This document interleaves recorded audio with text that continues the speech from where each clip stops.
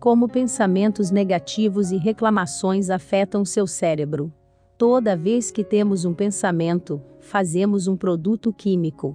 Se temos pensamentos bons e elevados ou pensamentos felizes, produzimos substâncias químicas que nos fazem sentir bem ou felizes. E se temos pensamentos negativos, pensamentos ruins ou pensamentos inseguros, produzimos substâncias químicas que nos fazem sentir exatamente como estamos pensando. Assim, cada substância química liberada no cérebro é literalmente uma mensagem que alimenta o corpo físico. Agora o corpo começa a sentir o que estamos pensando, disse Joe Dispenza. Basta dar uma olhada em qualquer site de avaliação do consumidor para perceber que as pessoas são muito mais propensas a notar uma experiência ruim do que uma boa. Muitas vezes, depois de ter uma experiência negativa em um restaurante, ou com um representante de atendimento ao cliente em uma empresa, uma pessoa está mais apta a ficar online e escrever uma crítica terrível.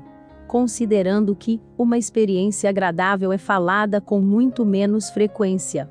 E mesmo em nossas vidas pessoais, a maioria das pessoas, apesar de ter 1000 coisas indo bem para elas, ainda falarão sobre uma ou duas coisas que não estão indo do jeito que gostariam ao conversar com um amigo ou confidente próximo.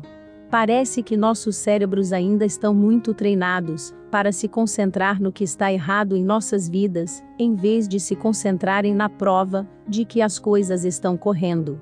Mas por que isso? E que efeito toda essa reclamação terá em nossos corpos e cérebros ao longo do tempo? É possível reprogramar nossos cérebros para começar a realmente se concentrar no que é bom em nossas vidas, em vez do que é ruim? Você está sempre procurando por possíveis problemas? Rick Hanson afirmou. Seu cérebro tem um viés negativo embutido, gera um fundo desagradável de ansiedade, que para algumas pessoas pode ser bastante intenso. A ansiedade torna mais difícil trazer a atenção para dentro para autoconsciência ou prática contemplativa, já que o cérebro continua escaneando, para ter certeza de que não há problema. Para a maioria das pessoas, e especialmente para aqueles que vivem de forma completamente inconsciente, a busca por supostas dificuldades está acontecendo em um nível tão sutil que provavelmente nem temos ideia de que está acontecendo. A mente subconsciente vive cada momento e enfrenta novas pessoas, lugares e coisas, primeiro revisando-os para quaisquer ameaças potenciais. Em um nível consciente, isso pode se manifestar como não nos permitir ficar muito empolgados com as coisas, ou nos preparar para o pior, para que, se ou quando acontecer, possamos estar preparados para os sentimentos dolorosos que inevitavelmente ocorrerão. Nossos predadores atuais tornaram-se as emoções dolorosas que tentamos resistir, nos distrair ou negar a todo custo. Coisas como ter nosso coração partido, ser criticado, perder dinheiro ou a perda de nossos entes queridos, são exemplos de coisas que podemos nos preparar mentalmente para experimentar muito antes que a situação real ocorra. Também somos muito programados para abordar a vida a partir de um estado de falta e não de abundância. A ameaça de não é suficiente é o que leva muitos de nós a vícios, compras compulsivas, comer demais, etc., que são os nossos predadores modernos. Prestar atenção especial a quais pensamentos, situações ou crenças estimulam nossa resposta de luta ou fuga, ou desencadeiam o início dos padrões de pensamento baseados no negativo, que se repetem em loop em nosso cérebro ao longo do dia, criará uma oportunidade de entrar e refazer nossos padrões de pensamento.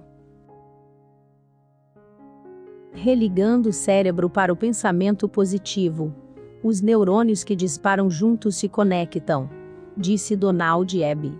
Cada pensamento, sentimento, experiência, sensação física que passamos forma uma rede de neurônios em nosso cérebro. As experiências que repetimos com mais frequência começarão a desencadear os pensamentos e emoções que associamos a essa experiência específica, independentemente do momento presente. Por exemplo, podemos ter acordado quase todos os dias temendo o fato de que temos que ir trabalhar naquele dia.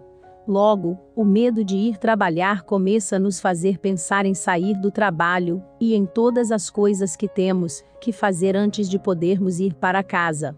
Isso faz com que nos sintamos sobrecarregados e estressados. Assim, o pensamento inicial sobre nosso trabalho leva a pensamentos ainda mais negativos, e ter essas mesmas emoções todos os dias cria uma rede neural ao longo do tempo. Se não for controlado, um pequeno pensamento ou emoção negativa pode desencadear um ciclo interminável de padrões de pensamentos negativos que se repetem em nosso cérebro ao longo do dia. Ao usar a atenção plena para realmente criar algum espaço entre nossa consciência e os próprios pensamentos, podemos pressionar o botão de pausa antes que os pensamentos comecem a ganhar vida própria.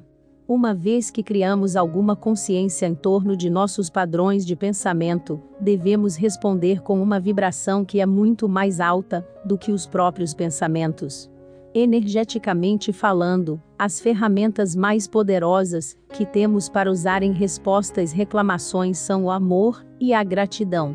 Ambas as emoções são de maior frequência do que a preocupação e o medo. Por mais tolo que possa parecer, dizer a cada pensamento negativo, obrigado e eu te amo assim que eles surgem, começa a nos deslocar para um lugar onde cada pensamento não tem onde apodrecer e assim acaba por se dissipar.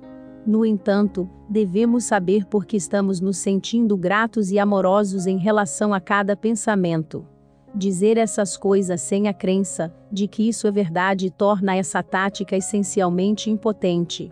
Ao nos imaginarmos como um ser de luz, que está aqui para amar incondicionalmente todas as emoções, pensamentos, comportamentos, etc., começamos a abordar cada um deles como outra parte de nossa criança interior, que nunca foi abraçada antes. Imagine o medo como uma criança que foi constantemente silenciada ou mandada embora, a tristeza como uma criança que nunca recebeu atenção, ou a raiva como uma criança que ouviu que sua opinião não é válida. A luz do nosso ser é a libertadora de cada emoção, oferecendo-lhe a nossa atenção e apoio amorosos.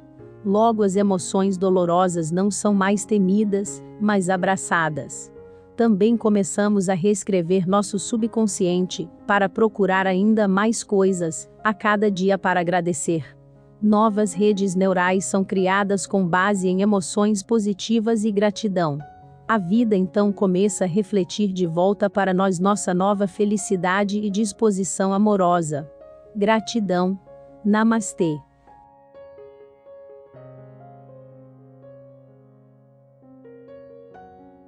Já pode apoiar o canal através da função Valeu Demais. Uma forma das pessoas agradecerem o nosso trabalho e ajudarem para que possamos continuar a produzir novos conteúdos para o canal. Para ajudar só precisa clicar no símbolo do coração que aparece no vídeo e seguir as instruções. Gratidão.